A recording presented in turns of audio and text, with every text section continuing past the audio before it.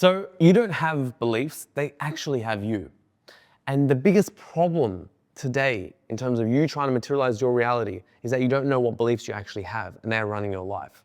You see, when I understood this concept, my life completely changed.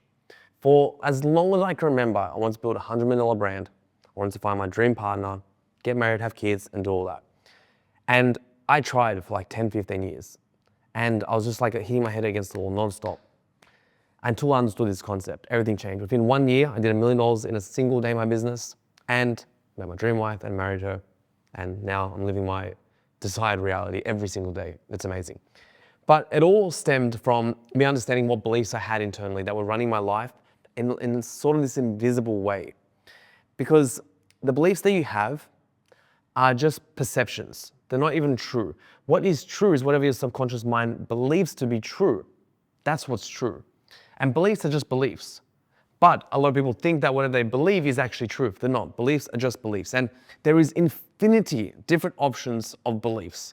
You can have one person, so you can have 10 people look at the same thing, experience the same thing, but have 10 different beliefs about how that experience unfolded. And that shapes their life forever. And I think a lot of the time, we absorb these money blueprints as beliefs from, let's say, our childhood, our parents, our stories around money. And that dictates how we live our life. You know, if your parents are constantly talking about money like this scarce resource, so hard to make, so hard to keep, they count every dollar, they're constantly saying how much this costs, you know, how much you spend for that, then sure, now you have a mental program that money is scarce, and you are gonna then look at money as scarce, and then your reality is gonna just reflect what your internal expectation is. Expectation is manifestation. If you expect money to be scarce, then reality reflects you that it is scarce. So if you have a narrative that making money is hard, then reality reflects you that making money is hard. It is literally that simple. So the first thing is that you have to understand what beliefs you have. And let's say this is the way you do it, right? You want to think about your desired reality. If I want to make $100 million, if I want to make my dream partner, what do I currently say to myself? What are the beliefs that I have that are contradictory to those things? Let's say if I want to find my dream partner, do I think that finding the right person for you is hard? Do I think that, you know, it's so hard to find good people today because, you know, Tinder is ruining it and all this kind of stuff? Is that what you believe to be true? Then that will be true, because there is no truth besides what your subconscious mind believes to be true. So if you have that belief, then that's going to be replicated to you. Same with making money. You know, for a long time, I wanted to make $100 million as an example. And I thought that path to making $100 million was having 10 different businesses doing $10 million each.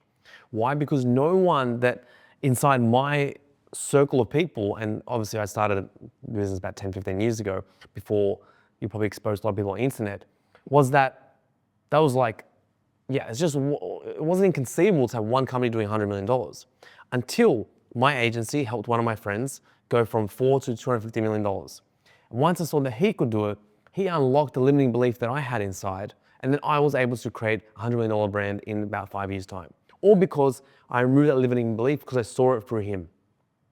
And it's the same thing you have to do in terms of the money blueprints you might have with your parents, your environment, your people. That's why proximity is power. If you hang around people who've done something a lot bigger than you, you'll naturally acquire their beliefs. And through life, we're just belief collectors. And if you have to understand what beliefs you're collecting and see if they align with your desired reality or not. So the first one is like the limiting belief that I mentioned. The second one is competing beliefs. You might have a belief that's competing against the very thing you actually want. As an example, I had a competing belief at one stage that ultra wealthy people are miserable. They're depressed, right? They're all not happy.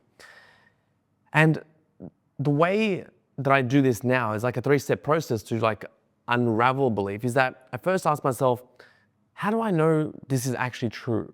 Like have I audited every single, you know, ultra wealthy person? Do I know them to the core and see if they're actually unhappy or not? If that's also the case, how many of them are actually unhappy? Do I have to be one of the unhappy ones? I'm sure there's some happy ones.